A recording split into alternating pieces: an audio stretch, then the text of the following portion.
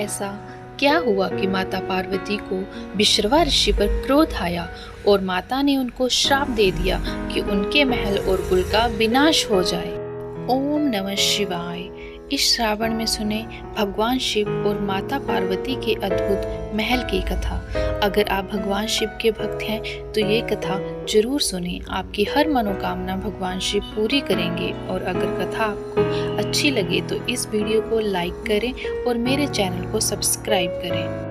एक बार की बात है, माता पार्वती को महसूस हुआ कि महादेव तो देवों के भी देव हैं। सारे देव तो सुंदर महलों में रहते हैं, लेकिन देवाधिदेव शमशान में, इससे तो देव की प्रतिष्ठा भी बिगड़ती है। उन्होंने महादेव से हट किया कि आपको भी महल में रहना चाहिए। आपका महल तो इंद्र के महल से भी उत्तम और भव्य होना चाहिए। उन्होंने जिद पकड़ी कि अब मेरा महल ऐसा होना चाहिए जैसा कि तीनों लोकों में कहीं ना हो।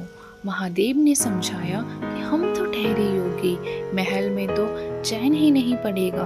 महल में रहने के बड़े नियम विधान होते हैं। मस्त मौला औगड़ों के लिए महल उचित नहीं है। परंतु देवी का वह तर्क अपनी जगह पर कायम था कि देव यदि महल में रहते हैं तो महादेव क्यों शमशान में और बर्फ की चट्टानों पर। महादेव को झुकना पड़ा। उन्होंने विश्वकर्मा जी को बुलाया। उन्हें ऐसा महल बनाने के लिए कहा जिसकी सुंदरता की बराबरी का महल त्रिभुवन में कहीं ना हो। वह ना तो धरती पर हो ना ही जल में हो। विश्वकर्मा की जगह की खोज करने लगे। उन्हें एक ऐसी जगह दिखी जो चारों ओर से पानी से ढकी हुई थी। बीच में 3 सुंदर पहाड़ थे। उस पहाड़ पर तरह तरह के फूल और वनस्पति थे। यह लंका थी। विश्वकर्मा जी के माता पार्वती को उनके बारे में बताया तो माता प्रसन्न हो गई और एक विशाल नगर के ही निर्माण का आदेश दे दिया। विश्वकर्मा जी ने अपनी कला का परिचय देते वहां सोने की अद्भुत नगरी बना दी। माता पार्वती ने गृह प्रवेश का मुहूर्त निकलवाया। विश्रवा ऋषि को आचार्य नियुक्त किया गया। सभी देवताओं और ऋषियों को निमंत्रण मिला। जिसने भी महल देखा वे उसकी प्रशंसा करते नहीं थका।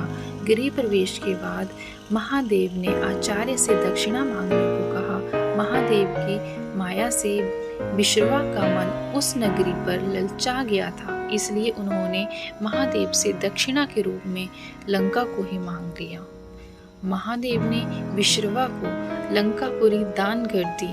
पार्वती जी को विश्रवा की इस धृष्टता पर बड़ा क्रोध आया। उन्होंने क्रोध में आकर श्राप दे दिया कि तूने महादेव की सरलता का लाभ उठाकर मेरे प्रिय महल को हड़प लिया है।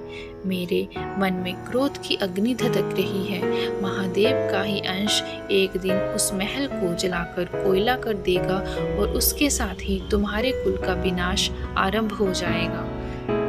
कथा श्रुति के अनुसार विश्रवा ने यह पूरी पुत्र कुबेर को मिली, लेकिन रावण ने कुबेर को निकालकर लंका को हड़प लिया। शाप के कारण शिव के अवतार हनुमान जी ने लंका जलाई और विश्रवा के पुत्र रावण, कुंभकर्ण और कुल का विनाश हुआ। श्री राम की शरण में होने से विभीषण बच गए।